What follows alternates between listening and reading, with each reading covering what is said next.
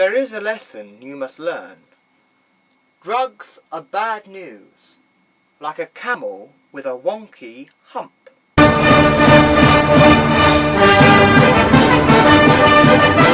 Now we all know the classic children's TV show Bob the Builder, but did you know they're making a new version for adults? Yeah, it's going to be all about drug abuse and homosexual prejudice. The show's called Bob the Dealer, and it's all about Bob and his friends, namely Dizzy, known for his uncontrollable addiction to LED. No, you didn't mishear me, he's addicted to LED lights. Then there's Rolly, who likes to go to roll up as he snorts crack up his nose. Then there's Spud, who's a butch homosexual man who's very hairy and has an obsessive addiction to lilac wallpaper.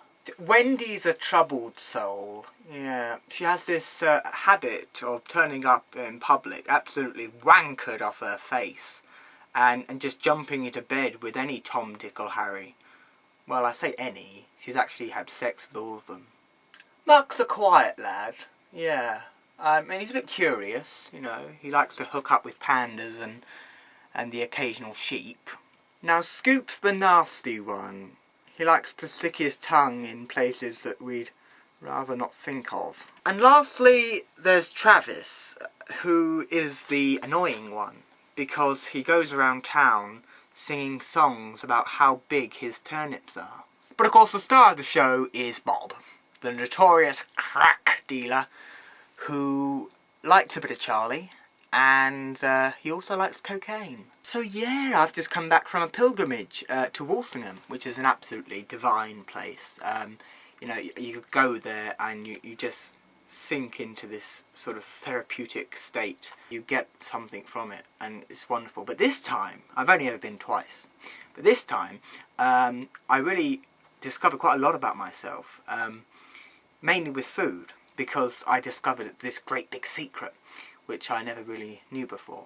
But before we go on to that, what really irritated me as soon as we got to Walsingham was we had to pay money for this book. I mean, I don't know if you know how much it is to go to Walsingham. It's quite a lot of money, and my contribution was £40.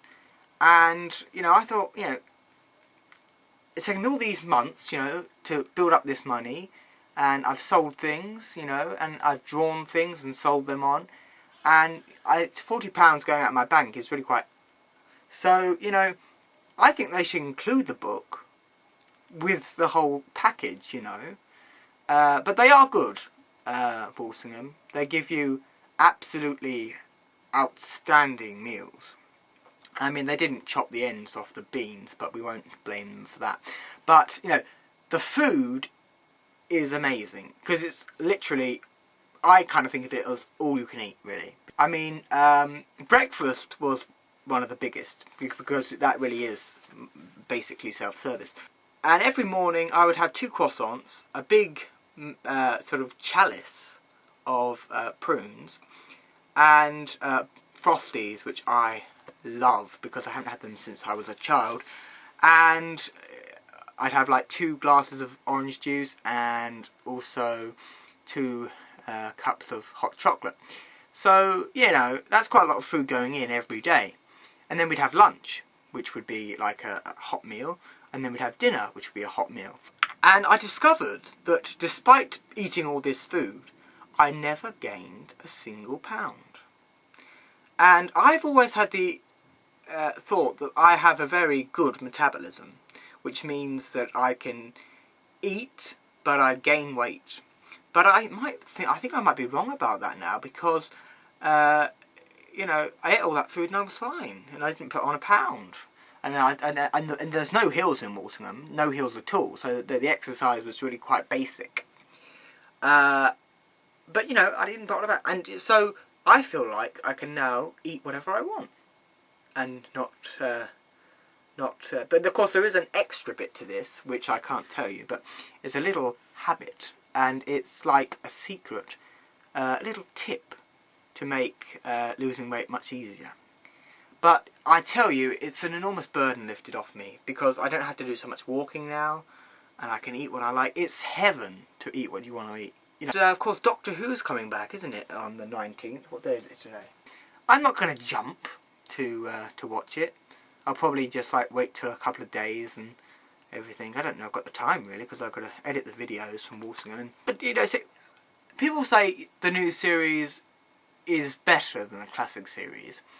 It's a very insane statement, because it clearly isn't. You know, I haven't watched Doctor Who for ages in a classic series. I didn't really have the time, and sometimes I didn't feel like it. And it's quite a long thing to watch. I mean, I don't watch films either anymore because there's no time. Time is so precious, but there's so little of it. You know, I think I have more time now that I've cut out some walks, but anyway. And, you know, I was on a walk and I thought, you know, oh, I've got this City of Death, which I never watched, because I was going to listen to it on the way to Walsingham. And, you know, I was watching a few, you know, just episode 1, and, you know, I think this is really, really, really good television. It's a really well thought out episode. It's funny. Of course, City of Death is one of the most funniest ones of Doctor Who, but, you know, this is a really thought out, well scripted episode. And just think, people watching this back when they were younger, watching City of Death in whenever it was made, it would have been pretty damn good, I think, you know. So how can people say that the new series is better? Well, it isn't. I mean, the people who say that are clearly deranged, or they can't admit that the new series is just shit. But I was in this place yesterday, beginning with S, and it's a supermarket, so you can do the sums yourself. But two things. I went to the toilet in this place, and they had this condom machine. Fair enough, condom machine. Why not? Yep, just go out for your groceries and then run back home for a nice shag. So, yeah, but the thing is, this condom machine had this, like, first of all, Viagra, or some sort of alternative to Viagra. I was like, what? And then also, they had this, like, I suppose it's like a cock ring or something. And I thought, what? Imagine children coming in to look at this. Like, and also, when I was in this place, I think I might have mentioned it back then. But, what was the other thing? Oh yes, I was, I saw a paper, and it said, shocking Doctor Who, or something like that. And it was like, shock leave. I mean, I don't see why Jen and Louise Coleman leaving Doctor Who is a shock, really. She's been in it long enough, hasn't she, really? She had her time. And I was really excited because I thought, oh, Peter Capaldi's leaving Doctor Who. Yay! Because we get a new Doctor. I mean, I don't despise Peter Capaldi. He's just not very interesting as a Doctor. I mean, he's nowhere near my top. Bye, goodbye, bye, bye, bye, bye, cheerio, pip pip, Bob's your uncle. He's also my brother-in-law. Oh. Crazed. I'm wearing cashmere. 'Tis cashmere. But I'm going to sell it because it's very itchy. Bye-bye.